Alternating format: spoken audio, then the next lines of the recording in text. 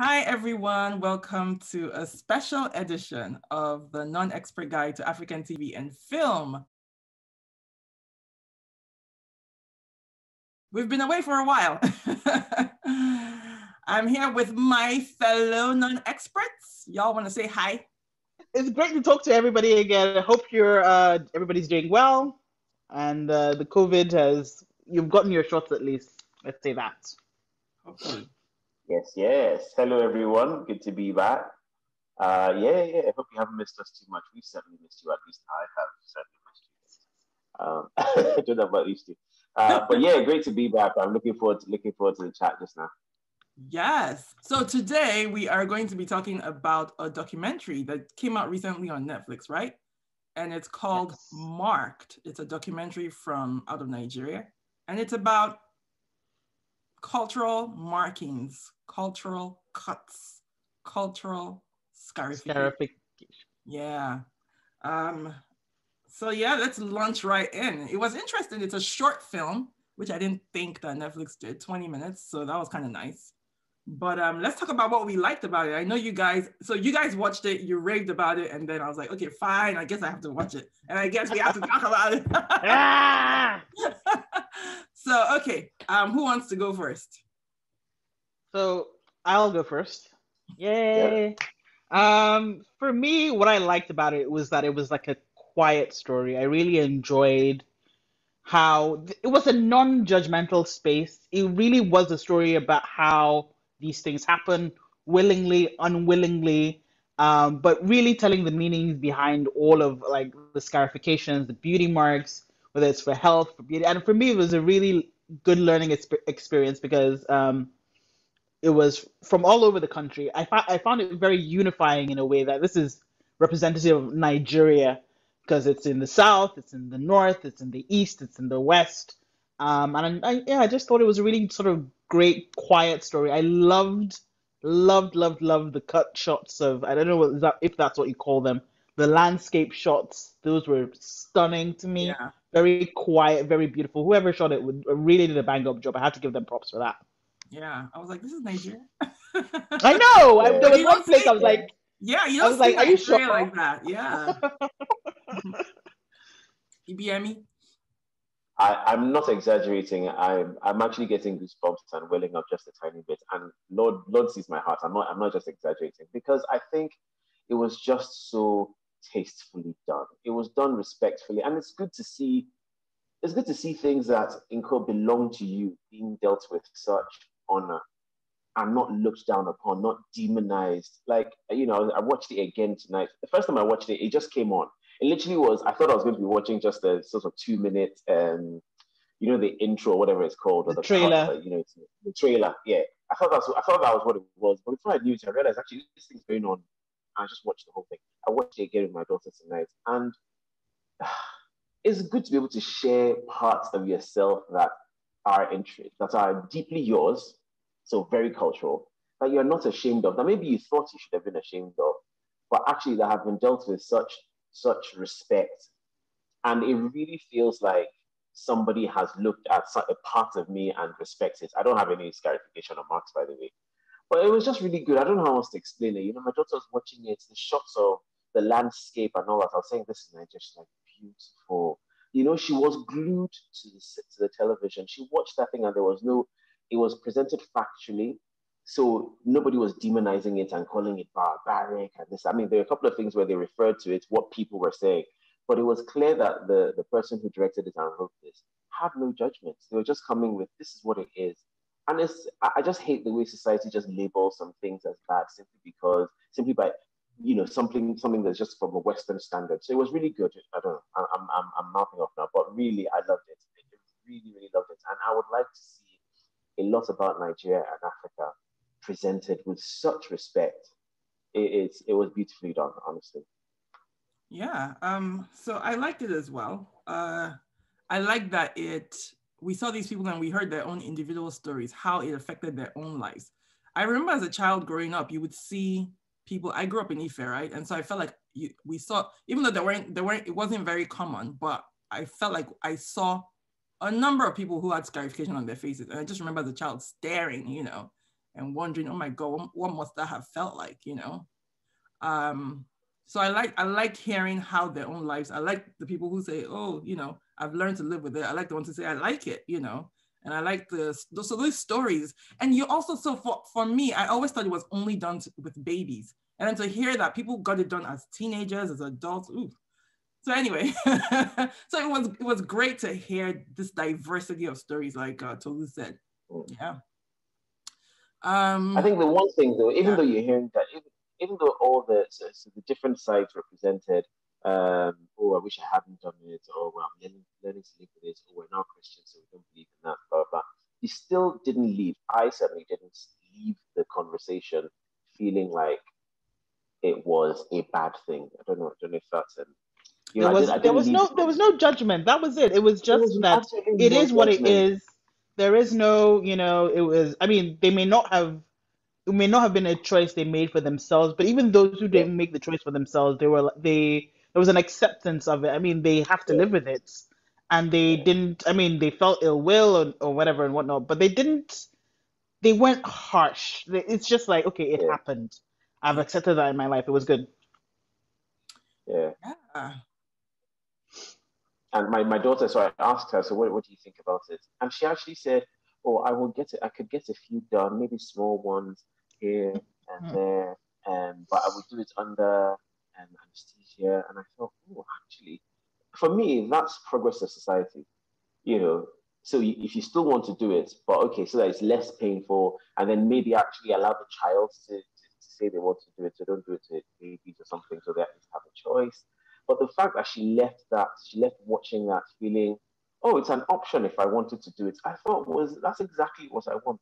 If something is not inherently bad or unsafe or affecting some other people negatively, if it's not evil, I want it to be a choice. I don't want somebody from another culture telling us it's bad. Do you see what I mean? Anyway, I'll stop now. Get off my soapbox. No, but I like what you said about. I mean, and we're getting away from the film itself, or I'm getting away. But I feel like I do wish people would have a choice. You know, when they're older. Yeah. And so that was my push and pull with the whole story. I completely agree in that I find them beautiful. I find them like works of art on people. Like it's like tattoos, whatever. But to me, it's a struggle for like a baby to be subjected to that kind of permanent body modification, and then there's the whole conversation about circumcision. But I don't even want to go there because fine. I was gonna go there. But you know, that sort of permanent body modification done to a child, and I guess in a society where before you didn't have any way, like if there was war, there was no way to tell in the chaos of war where you came from. I mean, those things would give you a place to call home, no matter what. So, I mean, but now I think it should be more of a choice than, you know. So, but that's again my push and pull. It's easy to do it on a child because you know it's they heal much better, you know, all that sort of stuff. But yeah, you can resist, yeah. And they, then an adult, you have to hold down. Most likely, it's like FGM as well. So there are all these things that they're like, you know, how do you make these are optional things? How do you not impose them on a child when, you know, I don't know. It's tough. I don't have children, so it's not like it's a decision I have to make, but it's for people who, and you hear some of those parents having that conversation. I will have it done for my child. I won't have it done for my child, you know. Yeah, so I guess it's still a conversation we're having, but I just very briefly, I think it's very, you know how the Samoans and the Hawaiians for a long time body modification tattoos were all banned, and they reclaimed that sort of culture. I think it's great that we can also sort of try and reclaim that culture for people who choose to. Yeah. No, because some of the markings, BME, like your daughter said, were actually quite beautiful, you know, and I was like. Now, again, I don't know that I would do it, but your daughter, and if you can just give us some context, BME, on where you are, where your daughter wasn't raised in Nigeria, right? No. My daughter was born in Scotland, raised in Scotland. We're currently in Singapore. So she's not exposed to, the most she's seen is tattoos of people, right? Mm-hmm. But and this is the innocence of a child. So she's looking at that. She's heard what the people have had, what the people have to say about their experiences, the good ones, the bad ones. She's seen it, and she still thinks, "Oh, that's an option. That's something that I might like to do at some point." Yeah. I think found that's that beautiful. It fascinating. genuinely made my heart really swell. And how old is she? She is 8 years old. Wow. Okay. And I just loved the point where she was like, yeah, but I mean, nowadays, if I did it, they would have to give me gas, anesthesia, Yeah. And I was like, yes, and sanitize the whole thing. I think it actually should be something that somebody can start. I mean, because I think especially the ones that from the north, Mm-hmm. this like were all over your body. I mean, they're really, really to me, really, really works of art. Sorry, I'm just Yeah, going they to. are. And I feel like, so is that a skill that we're losing, maybe? Are there many It of those is. artists around anymore? It probably is a skill that we're losing. Mm-hmm. The other thing that I think, and I don't know, watching this thing the second time around, I was thinking, did they deliberately choose beautiful people?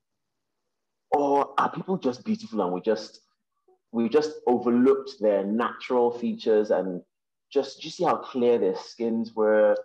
And they weren't rich people. Nobody there was from, well, maybe, I don't know, let me not say, but it didn't look like a wealthy person who maybe had lots of money to spend. But they looked good. They genuinely looked good. Yeah.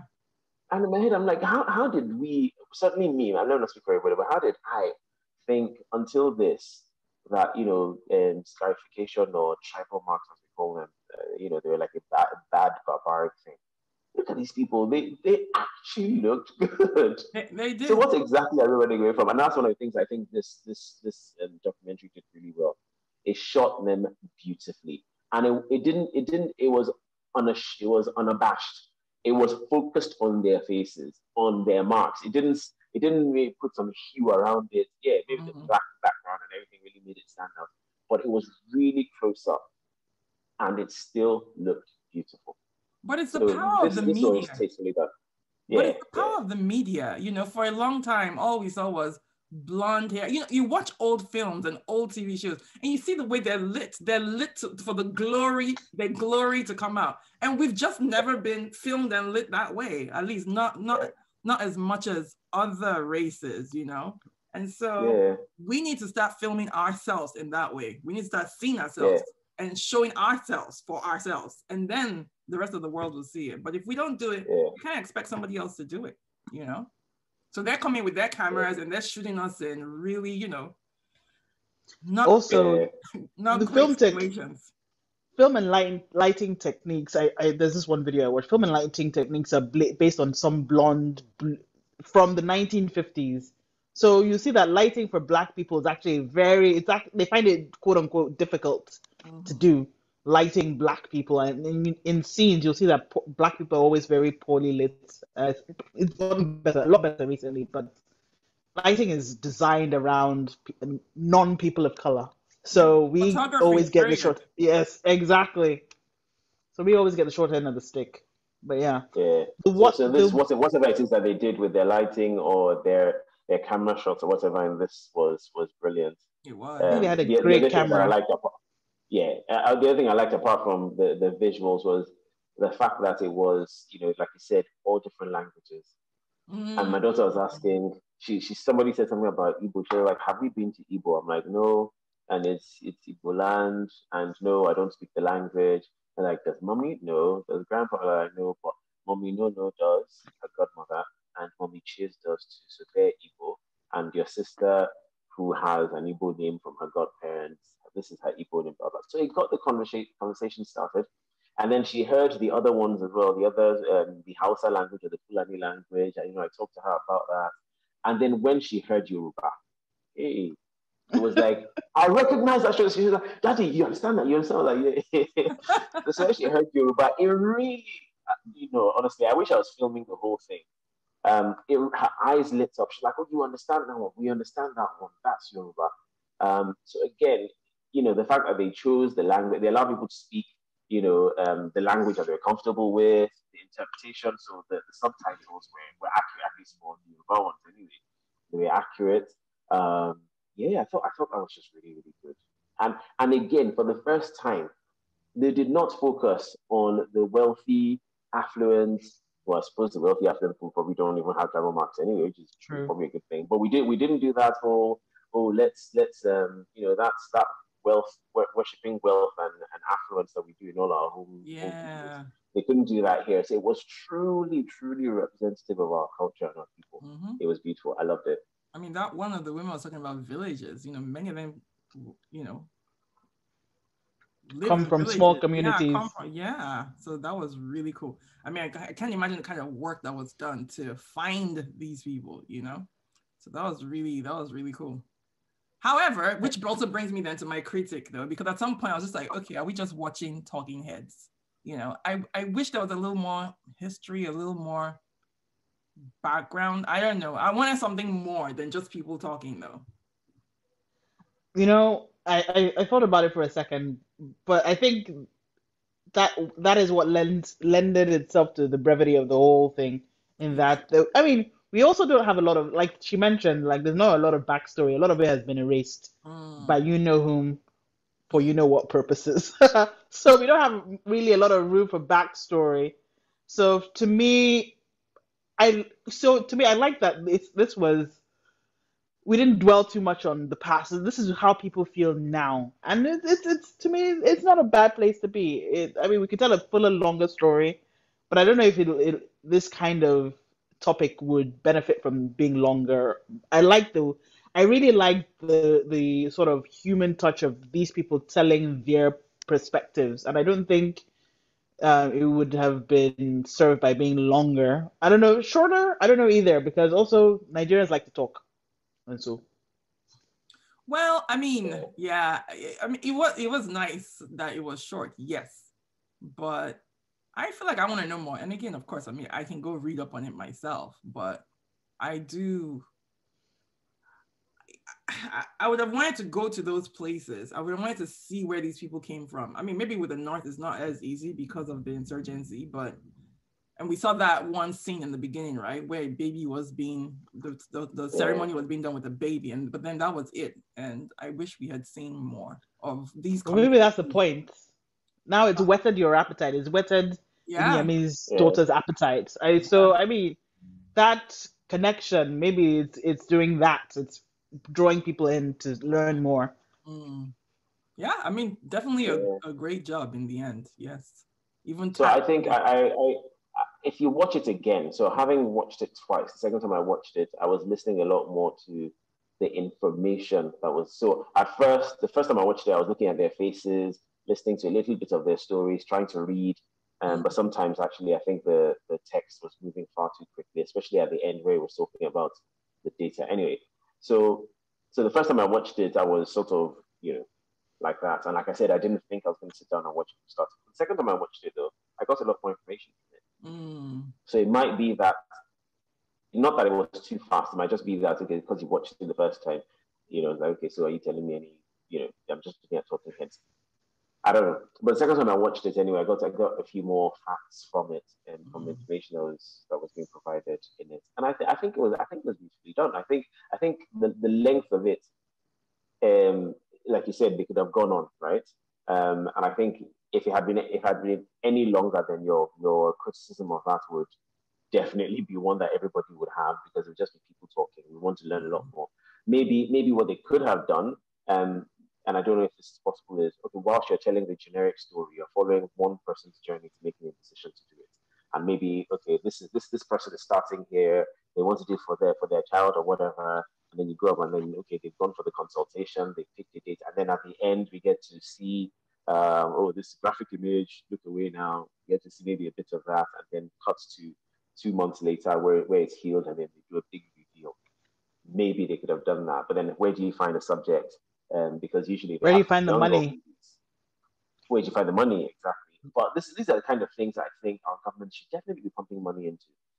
Because it should be part of culture. But I guarantee you that they won't, because from what I hear now, there are bills out there trying to stop this. Why are you trying? Look, and here's the point. Anyway, I'm going to jump back on get my soapbox out and I get on it. We pierce ears of babies. I am still, and I'm not even joking, I'm still horrified and angry that I came home from work one day and both my daughter's ears were pierced. I actually am I was really angry, and even now that I think about it, I think it's completely wrong that you would do that. First of all, without speaking to me, because it's just an assumption that they're girls now; they have to be pretty. I'm like, why?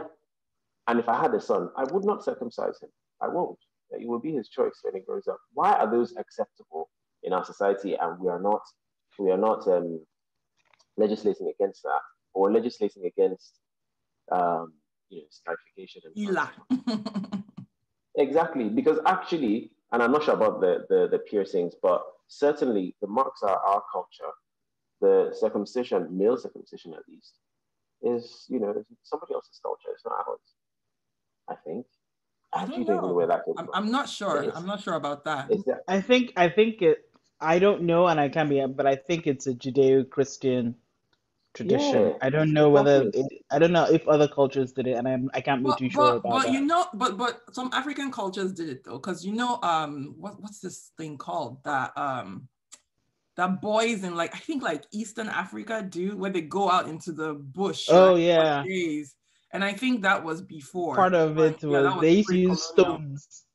Yeah, Yeah, I've so they heard the did. So we did stories. have something. I don't know if Nigeria had it. Yeah, The manhood initiation, something, where they would go off Mm. and then they would come back circumcised. So it did exist in some form. I don't know the details though. I don't know about Nigeria, but yeah, these are things to know. These are for the longest time I've wanted to study African history, pre-colonial especially, at least Nigerian yeah. history, and see what were we doing. There's not a ton of information about what we were doing before these folks came along, but Yeah. Which is Or why, the, which is why, which is why documentaries like these are important. yeah, However much information they can find, presenting it in mm-hmm. a way that is easily digestible for Yeah. people for out there people. who and then it can then trigger, like you said, it can whet people's appetites or trigger their need to go and then do more Mm-hmm. research on it. But we definitely need people to be telling stories like this, 100%, either in form of fiction or in a documentary like this. Yeah. Okay. One of the things I do like about it was you're right, absolutely right, BM. It's very accessible. Your 8-year-old completely was carried along with the whole thing. I found that's really, really great because nothing was too complicated. The information was clear and people could follow. So yes, I completely agree with that. Yeah. Yes. Yeah, I agree Thank you, there. Nadia Ibrahim. If you ever see this, thank you from the bottom of my heart. Okay, let's wrap it up. So, any last words, any last thoughts? My one thing I was really sad about was that the old gentleman with the scars, they say he's the last of his kind. So once he's gone, that was it. That's the last person you would ever see with those kind of. The man who had all the scars around his eyes, right? The man Yes, who was Igbo, yeah. yes. I thought his were particularly beautiful. Actually, I really liked them because they. But I'm like, that's the last. But did you hear what he said about people being afraid of going blind? That's a real concern. Yes, yes. I mean, obviously, I think that's why again it should be an adult that should be making these choices because I mean you can make those informed choices and obviously Yeah. there's also the what do you call it, the case to be made for the fact that if you use modern sort of skills and tools that it becomes a lot safer to do these kinds of things. But yeah, I think really, I don't know. I don't want to stomp on people's culture, but I'm hard pressed to see something so permanent, so painful done to children. Same here, man. When that baby was being caught, I'm sorry, I was still like, ooh. But the baby was You fine 10 you think minutes about, later. huh? The baby will be fine It 5 days was fine. later. Ah, 5 minutes later, I mean, after you could see after the baby was blinking. I mean, it was a newborn. Yeah. Oh, anyways, let's continue. I'll tell you a story afterwards when we're done. But yeah, I still have issues with that. I have issues. yeah, I do. I do. Yeah. I have issues with that. Yeah. I agree. I don't think it should be done. I don't think it should be done on children. Mm-hmm. The downside to that is if it's not done on children and it's demonized, then no adults would decide to do it, and therefore they would just Yes. die. Is it really adding value to society? I think so. I think it's more culture, it's more color to life anyway. So So I'm almost thinking in my head, if you're going to be circumcising boys and if you're going to be piercing girls' ears, then I'm kind of with this one. Which probably is not is the false equivalence, right? Yeah. Either that, or educate people, or stop demonizing it, so that people like my kid, who at 8 years old saying, "Yeah, maybe I'll get like really tiny ones," can decide in the future to get it done because it'll be safe, it'll be less painful, and it will not be demonized. You will not be like that girl told you cannot do this job because you've got tribal marks. How ridiculous! In fact, that should even be illegal. That should be completely illegal. Is that girl not even a model now or something? From what I think she is. she's an She was on influencer. Instagram. Yeah, I remember her. When we have people in the West who have these sort of skin, what they call that, like What's that producer? Full body tat. Like on their face. I mean, you have what's his name? Not Juice WRLD, but I can't remember one of these. Just tattoos all over under their eyes, whatever. Well, to be fair, corporate. If it was the U.S., corporate America would probably not hire that person. Yeah, and the thing about it is that. But that's the thing. It's fine. It's fine if corporate America doesn't want to. But if Nigeria respects its people and its culture, then it shouldn't be a problem. We have people who have stars now, who are medical doctors and are contributing to society in one professional capacity or another. Mm-hmm. It shouldn't stand in it. What corporate America is doing, we know it's not, let's not go into it, but we don't have to copy it. It's not stopping people from no. That's the thing. So why, and I feel like cultural, so that these kind of things don't get in the way. Yeah. And I mean, definitely when you're talking about ELA, cultural marks, these marks, scarification, it's not the same thing. And the thing about it is that with the people with full body tats, those are choices. So we can they made the choice that they're most likely not going to go into corporate America. Okay, maybe the military, any corporate world. Yes, anything. So they're they know that they're going to be artists, or they're going into somewhere where they're more creative and there's leeway. For somebody like that girl who, I think she would make a stunning like jewelry model or whatever. It's not her choice, and so she has to live with the consequences of it. And I felt really sad. Yes, and I felt really sad that some people were complaining about being bullied or not having friends because of and even their siblings. Sort of laying them. That felt kind of sad. So yeah. Okay, let's wrap it up. But sorry, just before you go, there's something that Tolu said once. Casual cruelty to children, you said. So when we hear stories like this, then we actually realize that when you say things like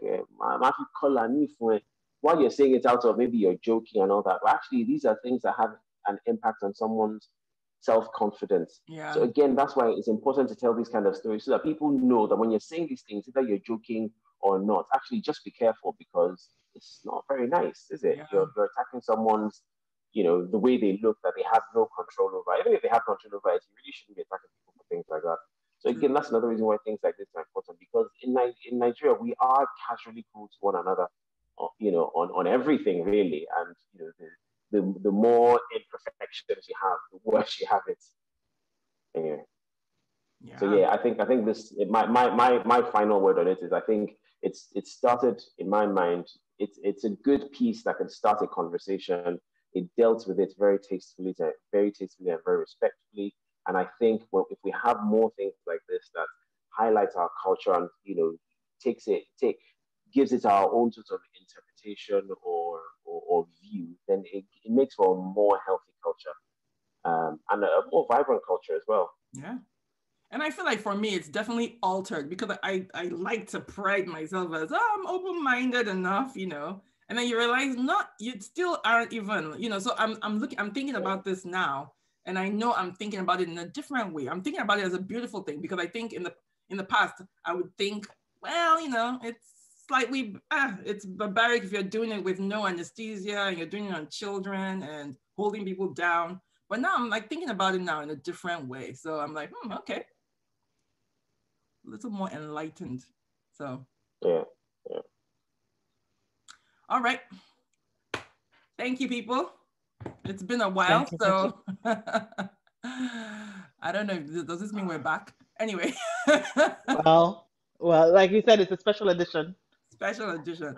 We had to come out of retirement for this documentary, so well done to the crew and for making this. This is what we should be submitting to the Oscars.